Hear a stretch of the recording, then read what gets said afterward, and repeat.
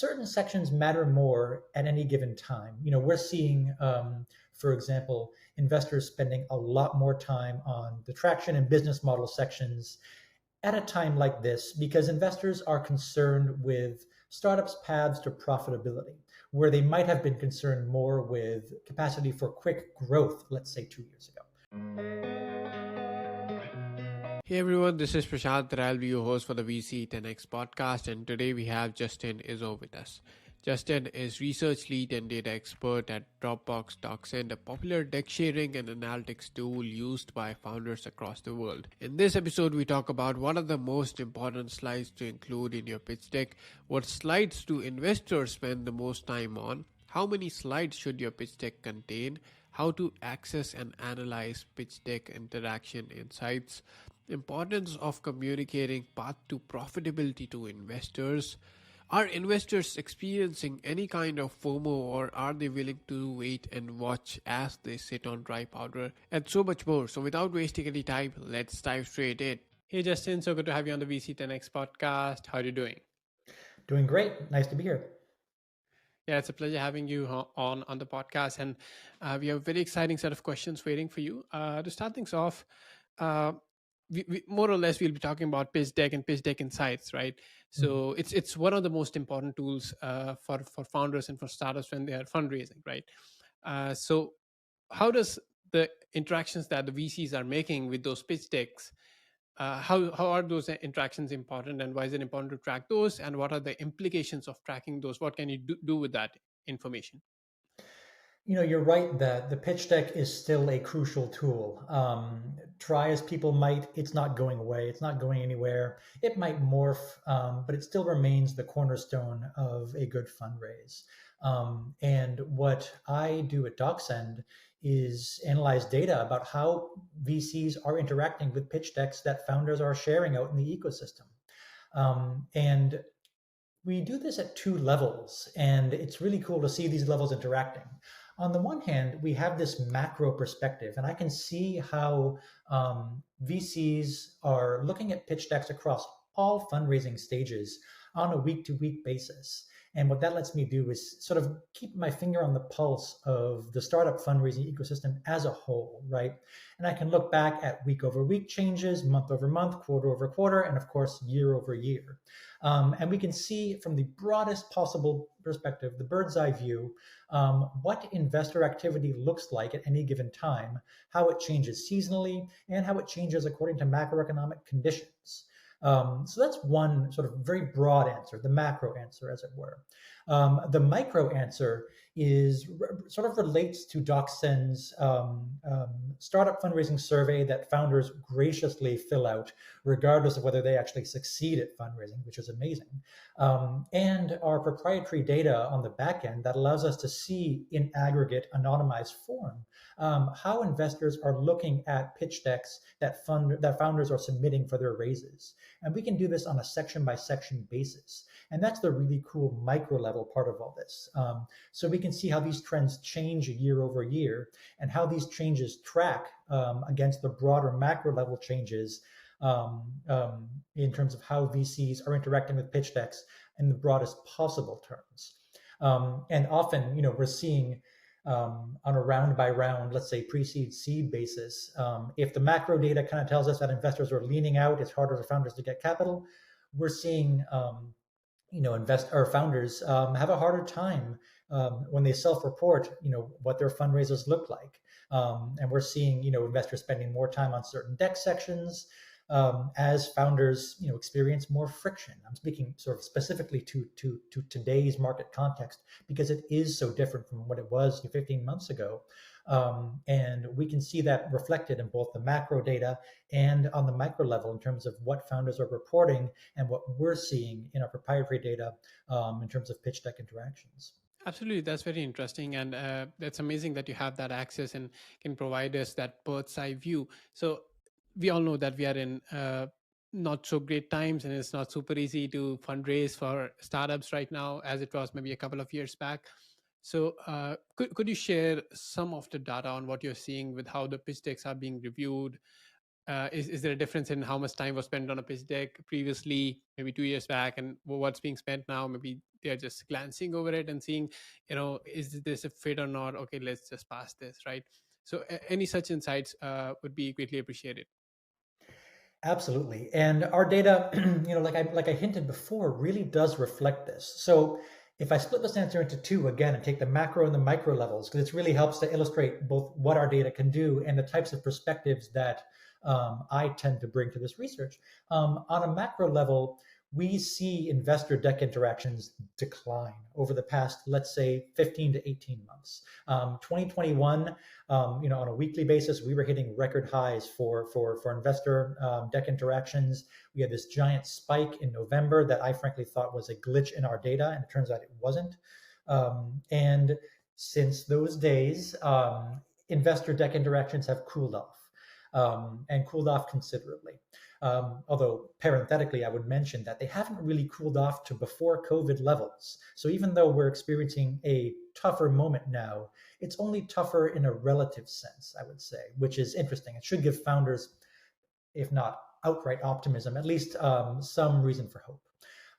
But we are seeing seasonal spikes in the data still as well, but we've come way back down from the days of 2021.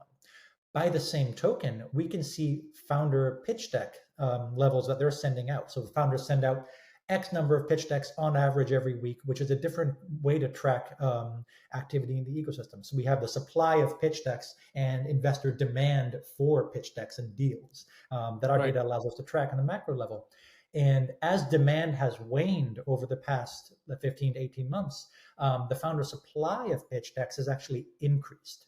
And so it's DocSend's way of analyzing the shift from what we might have called a founder-friendly market 18 months, 2 years ago, to a very investor-friendly market now. And that shows up no matter how we slice the data, quarter over quarter, year over year, it really doesn't matter. I can see that founders are sending out a whole lot more decks per week on average, and investors, they might, look more seasonally. Summer's a slower time. Nowadays, sort of beginning of fall is sort of higher activity time, but in aggregate, VCs are a lot less active, and our data sort of reflects that. Now, on a micro level, it's interesting. We can see over time, year over year, in our annual reports that we put out for early stage founders, pitch decks are getting shorter in response to investor deck viewing times getting a lot shorter as well. These have come down from an average of, let's say, 3-ish minutes per deck for pre-seed and seed companies now to 2 minutes a deck. I'm seeing reports in our latest seed data that I'm crunching right now. I'm just teasing our report for December. Under 2 minutes a deck, which I never thought I'd see a few years ago. So as founders have met this friction, and as the founder supply of decks in the ecosystem has increased, investor deck viewing times have fallen considerably, because investors don't really feel the need to rush into deals as much as they might have 18 months ago. And so they're quickly looking at decks. If it resonates, maybe they'll take a meeting. If not, they'll quickly bounce out. And anecdotally, I hear reports of this, and it really shows up in our data, in both macro and micro level terms, and what founders are reporting to us in the fundraising survey they fill out. Absolutely. Yeah, this is very interesting. And I'm not completely sure what all different types of data you're tracking. But is there any form of data on what are the specific slides that investors are spending the most time on, right? And Mhm. how does it vary across different stages, maybe for pre-seed, seed, then Series A, right? How does that vary? In case you have insight into that. Absolutely. That's DocSend's bread and butter, right? We focus on the process of startup fundraising, what founders experience on their road from zero to a raise, and we can tell how investors look at decks in aggregate terms, but also in section by section terms. And it's interesting.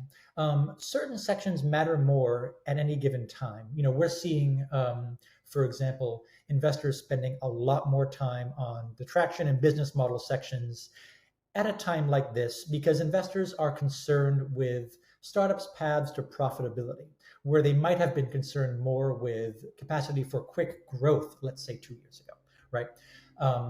those concerns have changed. Investors are always focused on the long term, sure, but now they're really concerned about founders' paths to profitability over the longer term, where they might have put these concerns on the back burner 2 years ago. And so we're seeing a lot more time spent on business model and traction slides and also on the financial slide. Investors want to know that founders are setting themselves up for success over the long run through, let's call it, responsible rates of capital expenditure. And what I really mean by that is the fact that founders can hopefully believably show that they've created runway for themselves and that they're managing their runway responsibly. The more founders can do that, the more confident investors are going to be in early stage startups' ability to set themselves up for long term profitability. And these sections tend to matter at all fundraising stages. It's not necessarily a question of, you know, investors at the pre-seed stage are really concerned about traction and investors at Series A don't care about traction at all. That would be inaccurate, and I don't think anyone has data suggesting that. But what I found in talking to so many different founders is that we can track changes over time, and investors might be concerned about business model more at a given time, for a given stage. But by and large, you need to have strong sections across the board: business model, traction, product, competition. It's all a question of compelling storytelling, compelling and concise storytelling. But for later stages, your numbers have to be deeper, more repeatable, and more believable, right? In early stage founders at the pre-seed stage, let's say, if you can show numbers, traction metrics, one or two meaningful metrics, that's terrific. But often these metrics are projections or based on, I could call them fictions, because they are real, but they're based on, let's call it, a limited sample size data-wise, right? Because these companies are so new.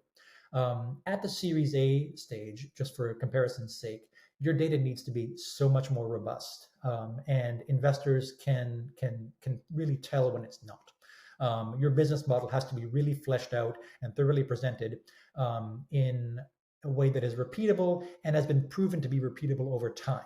And it's that provability and repeatability over time that Series A, for example, founders need to worry about. That pre-seed founders, if they can gesture toward it in a pitch deck in a compelling and concise way, that's already terrific, and they're ahead of the game. But whether it's really provable is the jury's still out, and that's what pre-seed investing and pre-seed fundraising is all about, right? You're sort of selling to investors the idea that we've got an idea, we've thought about it in a meaningful way, trust us to make it real. At the Series A level, for example, just staying with business model and traction for right now, because these are, in any market for different reasons, really crucial sections. You need to show investors that you have made this real. Here's why, and here's how we're going to grow from here, right? And the foundation of your data and metrics is so much more solid because it has to be. For the pre-seed stage, you're still selling a story, selling a team, and selling a thorough vision for what these slides and sections are signifying. But the real meat behind them simply isn't there yet, by definition. It's a question of how convincingly you can show to investors that meat is going to come over time. Absolutely, those are great insights, through and through, and you highlight this certain, you know, topics of that decks, the slides in those decks that need to be there, and those are super important. And do you have any insight into uh, what's a good size of a deck? Because that's also debated around. Should it be more than 10 slides, less than 10 slides, and how concise should it be in your slides? At what point does a VC get bored that, okay, this is too much, I still don't get it, I'm just going to leave at third slide? What's, if you have any insight into that? Yeah. I sure do. The overarching advice that I always give to founders is think deeply but communicate briefly. And that means striking a very difficult balance. And I am the first one to admit that this is difficult. But the more work that founders can do up front to create this balance in their deck, the better off they're going to be. Investors are deeply analytical, smart people, and they want to be able to. But by the same token, they want to be able to see at a glance all the deep work you've put into your pitch deck. They don't want to have to work too hard to get there, right? They want to flex their analytical muscles in thinking about whether your numbers are real and realistic and what they can help you do over time. They don't want to have to work too hard to understand what you're actually saying about your business. And that's a key distinction. And founders can help investors do their jobs better by being concise at all turns, ruthlessly editing, cutting down words on slides, for example, and making sure things like business model and traction, just to stick with these two examples, but there are others, are understandable to specialists, generalists, and people outside the venture ecosystem entirely, like your friends, your parents, people like that. If they can understand your business model, so much the better. Now, what this really sort of boils down to for founders on a real practical level is that I'm seeing, as I mentioned before, the average times on deck are falling across all stages now. It's down to hovering around 2.5 minutes per deck around all stages. Around early stages, as I mentioned, I'm seeing average times falling into the sub 2 minute range. That's not a lot of time, meaning investors want to be hooked early or they're going to bounce because, as I said, there are so many founders raising these days, and VCs kind of don't care. They're sitting on a lot of dry powder, and the FOMO of 2021 is kind of gone. So shorter decks, yes. At the earliest stages, we for many years saw around 16 to 20 pages, sections per deck. Now we're seeing sort of 12 to 15 be a solid target range. We're seeing more investors spend time on this very first section called the company purpose section, and that's where founders can really do a lot of interesting work in one or two short sentences, where you're really communicating the broad vision of your company and the narrow idea that you're selling at the same time. And it's like, once again, a question of balance. How do you do all that in a sentence and a half, I like to say? You don't have a lot of space to do this. But if you can strike a balance by communicating what your company aims to do, what it aims to change in the broadest possible terms, while also communicating the narrow business problem you're solving in very sort of basic practical terms. And if you can do that in a sentence, in one slide, you are, I wouldn't say golden, but you stand a much better chance of having investors say, oh, I'm intrigued. This person has thought at many different levels about their company and the kind of intervention they're making. I want to read on. We're also seeing founders share sections like their business model or their product section much earlier in the deck than they used to. The classical pitch deck that I have seen since I joined DocSend is company purpose, problem, solution, maybe a why now to create some sort of urgency, and we still see these sections. And companies should always include them if it makes sense for their business. But we are seeing more and more early stage companies break away from this mold to communicate a business model and a product section right at the front of their deck to show investors that, okay, they have these real meaty slides and they have done all the good work of thinking about these questions. Trust us, investors. Here they are, and including these in the narrative up front gives investors the information they need to make decisions, not even to take a meeting, but to keep reading through the deck. That's the strategy founders are using these days to respond to less investor activity in the marketplace. It's very savvy on founders' part, and it was very unexpected for me to start seeing these changes in response to the changing market conditions in our pitch decks. Absolutely. And one insight that I heard on this podcast, only from another guest that we had in regards to pitch decks, he said that founders should have two different pitch decks, right? One is very top level, just to spark more curiosity, get them to a first meeting.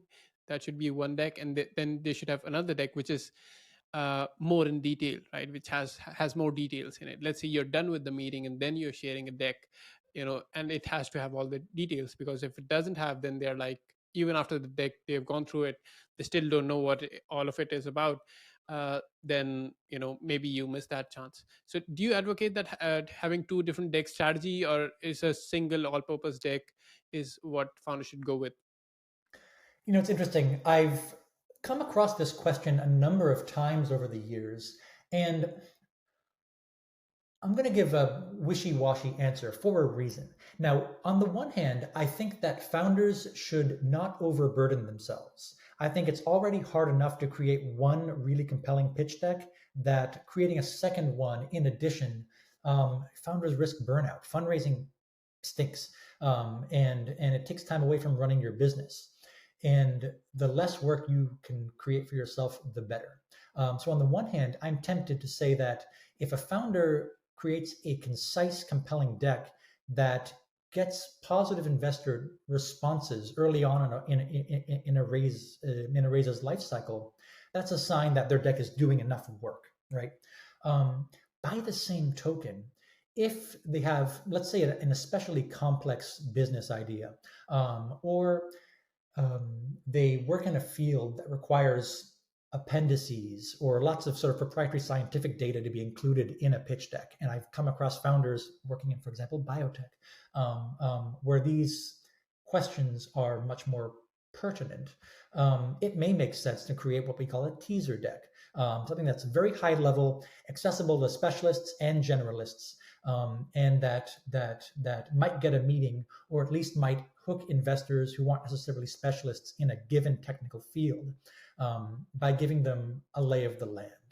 So what it really comes down to is whether this makes sense for your business, and whether you have the, let's call it, the emotional or psychic energy required to work on two different pitch decks. One is a distillation of the other, so it might not take that much extra work, but I'm always respectful of founder time and energy, and I can't in good faith tell them that they have to create a second deck when it isn't always absolutely necessary. But I also always tell founders to choose the story and the deck and the process that makes sense for the unique story they're telling. Absolutely, that's a very valid point there. Totally agree. And talking about the insights that DocSend provides these founders, DocSend is a tool that founders can use to share their pitch decks with these investors. So, what are the kind of insights that DocSend then provides? Let's say I have a deck, I'm a founder, and I'm sharing it with investors, right? What all kind of different insights am I going to get from that based on the interactiveness, how VCs are interacting with it? That I can then use to maybe iterate my approach, iterate my deck, and change my approach for better success. Yeah, this is the really cool thing about DocSend. On the one hand, it is what allows us to do all this fundraising research in the first place, which, as a researcher, deeply invested in these questions, no pun intended, I find fascinating. But for founders, it's really powerful. So DocSend has these platform analytics that allow you to see where people are spending time in the decks that you're sharing, the documents that you're sharing. So founders, and thousands of founders do this. Will securely share links to their deck with potential investors, and they can go in and see, on the one hand, who's looking at their deck, and on the other hand, where these folks are spending time within their pitch deck. Is it page one? Is it page seven? And what is page one? Oh, that's my company purpose section. Or they're spending a lot of time on my business model section. Now, why is this powerful? Well, if you know that an investor is repeatedly looking at your deck, you might prioritize communication with that person more than you would someone who you might really want to work with, but who has never clicked into your deck once, or has spent a minute there and hasn't done anything else. I know who I'd be prioritizing my outreach with, right? And this is what many savvy founders use DocSend to do, right? It's, on the one hand, a secure document sharing tool. It's also a secure investor outreach management tool. Now, that's a mouthful, but what it really means is that you can use DocSend's document analytics to gauge investor interest, see where they're spending time, and importantly, anticipate potential questions or objections to your deck, right? So I'm thinking of one founder in particular, but many founders do this. He was a CFO raising for his company, raising a Series B, if I'm not mistaken. And what he did was paid attention to where investors were spending the most time on their deck and said maybe investors have a lot of questions about these sections.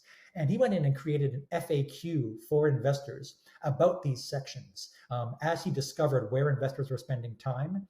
Then he put all that into a DocSend data room, and he had those documents ready to share with investors as soon as they said, yeah, we'll take a meeting. Oh yeah, we're interested in you.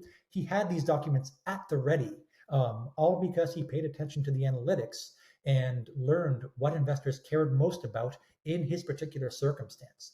Now, that made him look savvy and also extremely organized. So these analytics that we offer are tools that help founders raise smarter, not harder, which is always great. But it also helps you look more professional externally. And investors are always going to want to work with the founders who make their lives easy and who look like they have, as we say, been there before. They've played the game before and know what they're doing. And the extent to which founders can do this and do a lot of this work up front or behind the scenes, as it were, um, um, can really make or break a fundraise, or you really increase the numbers of investors who are looking to work with you. And savvy use of DocSend makes this really easy. Really allows founders to stay on top of all these questions at the same time, and that makes fundraising smarter, easier, and more professional. Absolutely, that's a useful tool right there for founders to have those insights in place, and I think that's at least gives you a view of how things are going with the efforts you're putting in your deck, because otherwise you're running in blind. So this is certainly a great tool for founders to use.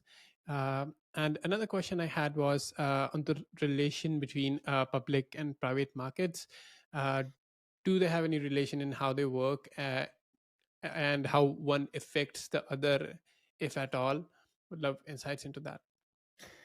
It's interesting. On the one hand, these are two separate marketplaces, and so the answer is it's complicated, and yes and no, but those are the best kind of answers. On the one hand, these two markets have their own logics, and day to day, week to week volatility in the public markets isn't always matched by the same kind of volatility in a sort of one-to-one, matching relationship with the private markets.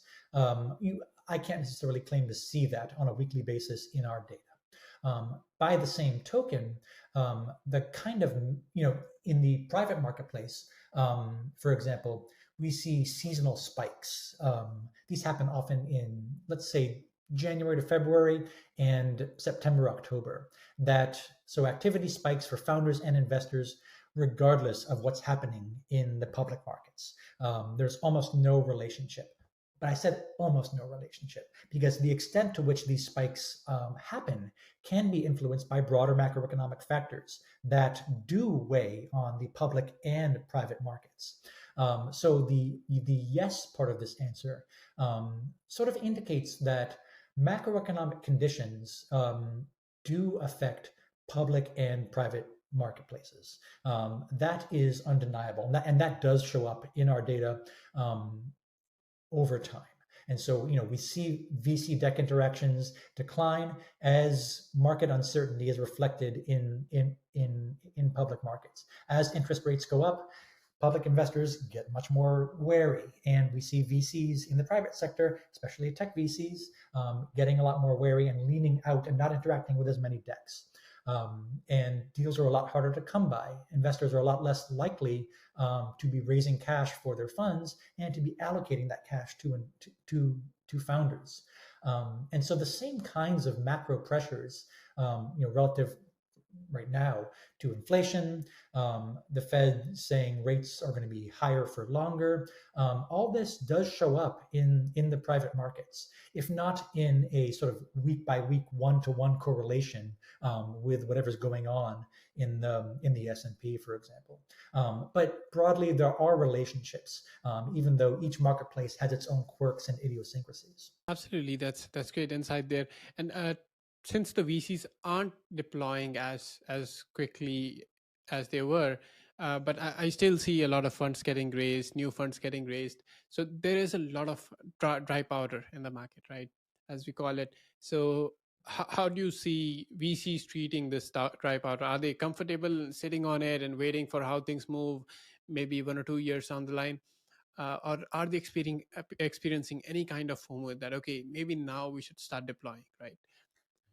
You know, I'm not seeing a return of FOMO yet. If we think of 2021, for example, when things were going gangbusters, valuations were super high, founders were raising very easily, very quickly. That is what I would have called a FOMO market, right?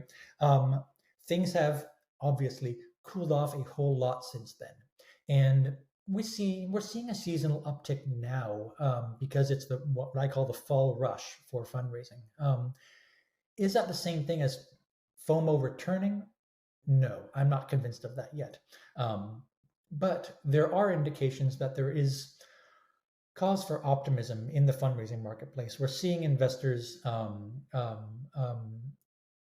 be a little more active than they were last year at this time, for example, and founders are very, very active. So we're seeing signs of life in the fundraising marketplace. But by and large, what founders are reporting to us is that investors are still experiencing what we might call the joy of missing out now. That's what we referred to in our latest pre-seed report, because investors have this dry powder. Sure, they're picking and choosing certain deals to get involved with, but they're being much more selective about the companies they're funding. It is certainly still possible to raise a round these days. Your valuation will not be what it could have been 18 months ago, 2 years ago, but it certainly is still possible. But there's a whole lot more friction, and investors aren't really feeling as itchy to deploy funds as they might have been. And I think many of them, sure, investors are still they're still investors at the end of the day. They're looking for a good deal. If that comes along, they're happy to pounce, right? And the more founders can show what we might call the cost of missing out, the more likely investors might be willing to pounce in a market like this. But by and large, it's still hard. Investors are still happy to sit and wait, especially as the macro headwinds remain on the horizon. So I'm not seeing the FOMO fully coming back yet. Absolutely. So it's the time of JOMO right now, the I joy think of so. missing out, right? Great. And last one before we close this out, for founders raising right now, because for founders it's a case of survival, right? It's the market, it is what it is, but like still, you need to have your company survive. You need those funds. So the founders who are out in the market right now, what would be your advice for them? How should they approach fundraising? What would be the best way for them to optimize for success?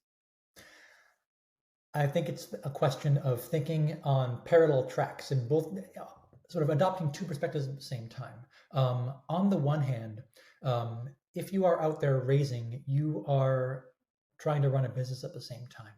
And I would urge founders to look at their capital expenditures and create as much runway as they possibly can, because even though it's still possible to raise these days, it's a lot harder. And even if a given founder may eventually raise for their round, it's going to take a lot longer. That's what the data I have to hand is saying. So the amount of runway you can create for yourself right now, the better. And that may be, that may come through raising a bridge round, for example, something like that. But by the same token, this kind of feeds into the longer term perspective I'm about to advocate. If you can show investors in a pitch deck that you are using capital wisely these days, they're going to like that, and they're going to think that you have a long-term perspective, and that you are a safer bet in an uncertain market than another founder who might still be using capital wisely, but it isn't able to show it as clearly.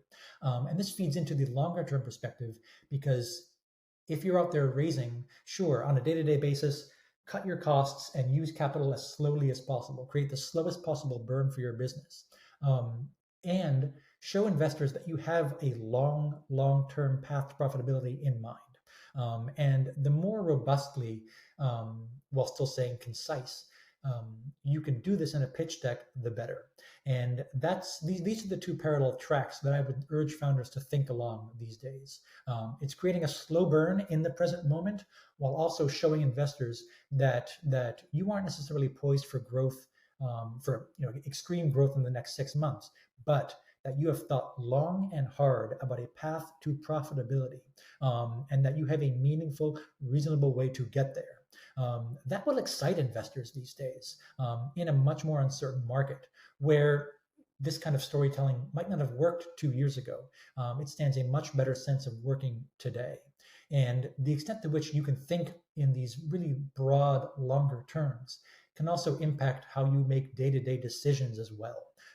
And that's a really important sort of feedback loop for founders raising today, to create for themselves, and it keeps their eyes on those slow burn rates, and on the much longer term at the same time, which is both good for founders' business and more likely to be impressive to wary investors these days.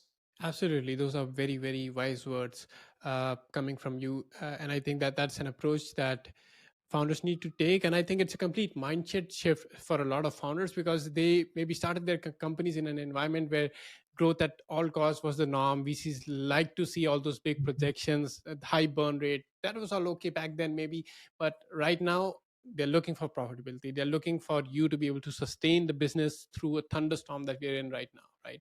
And mhm, if you can show that you can cut costs, you can be frugal in your approach, that's exciting to investors, right?